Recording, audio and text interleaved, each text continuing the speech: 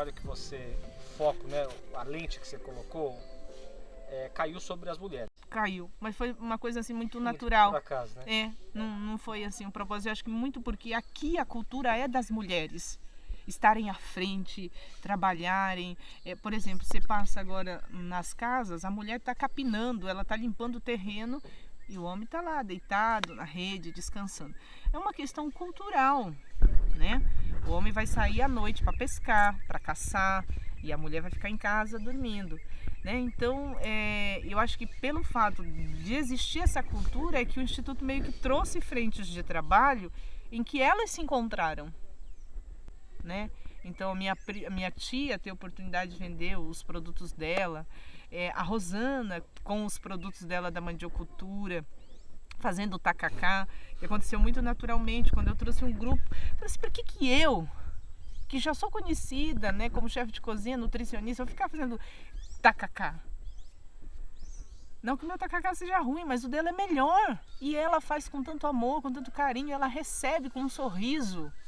Eu falei, não, a partir de hoje você é a tacacazeira daqui. E ela, sabe, incorporou aquilo, abraçou de uma forma que ela fica contando os dias, os meses, o momento em que vocês vão chegar para servir o tacacá para vocês. Então, e o tucupi, e a tapioca, você vê que aqui tem muito disso, né? Então, essa questão das mulheres virem para o trabalho do Instituto foi muito, muito natural pela cultura que aqui já existe, né? E quem é essa mulher ribeirinha? Uma guerreira,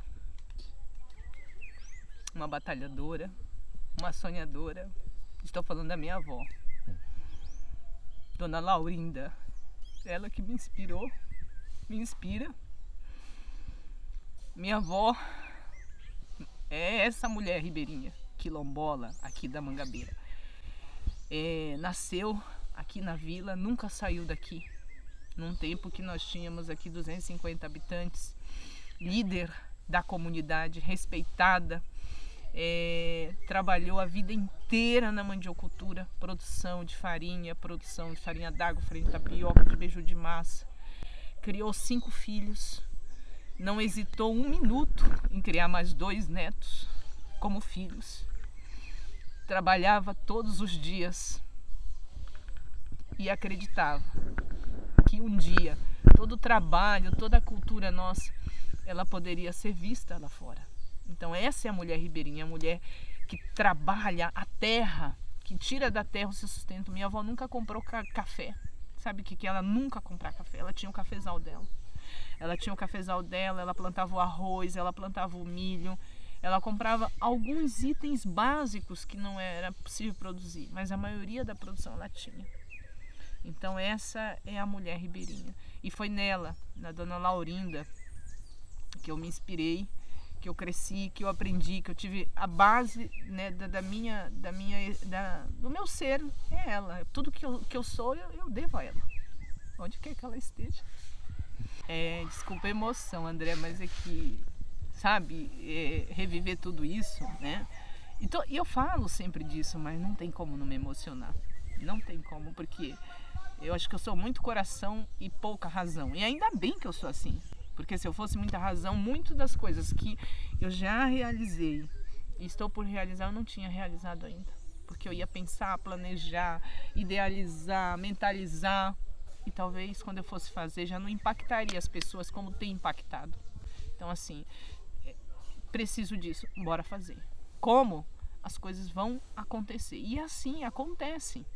As coisas convergem para que aquilo que você idealiza aconteça. Então, é muito assim, quero fazer. Não vai impactar positivamente alguém? Então, bora fazer. Posso lhe falar da minha tia Tereza, que criou 9 filhos, tem aproximadamente 86 anos, uma energia de 15, trabalha na roça, no cacau. Essa também é a mulher ribeirinha, sabedora, né, de todas as plantas da floresta, conhece como ninguém. Ela tem orgulho de dizer que nunca usou um remédio. Ela usa muito dos princípios ativos das plantas. E ela também é minha inspiração. Adoro né, chegar e a gente vai para mata e ela fala: filha, isso aqui é Amapá, você tira o leite, é para gastrite, olha, isso aqui serve para você fazer um macerado, curar isso, curar aquilo. Então, eu falo que são enciclopédias vivas, estão aqui e elas podem ser consultadas, só que a gente às vezes desconhece que elas existem. E um trabalho também do Instituto é isso, ele fala assim: olha, nós temos pessoas que conhecem a nossa cultura, a nossa Amazônia de uma forma excepcional. Vamos lá, vamos ter contato, vamos trocar, vamos compartilhar com elas. Porque o que é a vida se não essa rica troca que a gente tem, né? Então posso falar da minha professora, Maria Amélia, que deu o nome dela, né, na biblioteca. A professora Maria Amélia é uma guerreira. Eu falo que ela é uma educadora por amor. Foi uma educadora, é ainda e sempre vai ser. Me lembro que quando estudei com ela, primeiro e segundo ano, né, básico, ela escrevia, às vezes, nós não tínhamos giz. Então ela escrevia numa tábua assim, porque não podia escrever na lousa, com carvão. Era assim que ela nos ensinava. O abecedário, A, B, C, D, era assim. E eu me lembro, né, e essas pessoas impactam a gente de uma forma. Eu me lembro que eu andava 30 minutos com o pé no chão para ir estudar e mais 30 para voltar. Por isso que eu não admito que os meus alunos lá em São Paulo falam assim: peguei o metrô, não tinha lugar para sentar, tá difícil. Eu falo: não está difícil. Você tem um metrô ainda para andar. Eu não tinha metrô, andava a pé. Né? Você tem um sapato, eu não tinha um sapato para andar, pisava no chão, calor de 40 graus.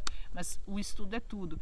E essa professora Maria Amélia, tia Maria Amélia, que é assim que a gente chama, que é o respeito que a gente tem, mesmo não sendo da família, é tia, a pessoa, né, mais idosa, a pessoa que tem o saber, né, a gente respeita de uma forma excepcional. E ela falou para mim assim, ela falava: filha, nós somos muito pobres, ninguém olha para nós, talvez ninguém nem saiba que a gente existe. A única coisa que pode mudar o seu destino é o estudo. E o estudo, ele não precisa ser numa sala onde você vai ter um projetor, onde você vai ter um equipamento excepcional. Basta eu, como educadora, querer e você também querer. E eu queria e ela também queria. Então, quando eu encontro ela, é só gratidão por isso. Então, eu poderia descrever aqui infinitas mulheres ribeirinhas, quilombolas, aqui no meio da nossa floresta. Um povo muito bom, é um povo de muito amor. E o amor, ele traz isso, né? É um povo simples, é importante a gente se alientar e fazer uma separação entre pobreza e simplicidade, né? Então, eu gosto muito, eu tenho uma lembrança muito boa do giral da minha avó. Giral é uma extensão que a gente tem assim do lavatório, né? Até Câmara Cascudo já referenciava isso. Então, giral é uma extensão do lavatório onde você pendura as panelas. E minha avó, ela falava assim para mim: filha, fazendo uma simbologia aqui, a limpeza, ela não tem nada a ver com a pobreza. Então, as panelas da minha avó, elas brilhavam, André, brilhavam assim, você se via nas panelas. Então, isso muito a gente tem essa relação aqui. Por quê? O povo é simples, tem os seus trabalhos na mandiocultura, no extrativismo, na cacaicultura, mas é um povo que é feliz, que eles se encontram dentro da cultura deles, né? Então, isso traz dignidade, traz assim a sensação: nossa, o que eu faço é o que eu aprendi com meu pai, é o que eu aprendi com a minha mãe. E o movimento do Instituto, ele vem realmente fortalecer isso. É isso que eu tento trazer aqui e mostrar.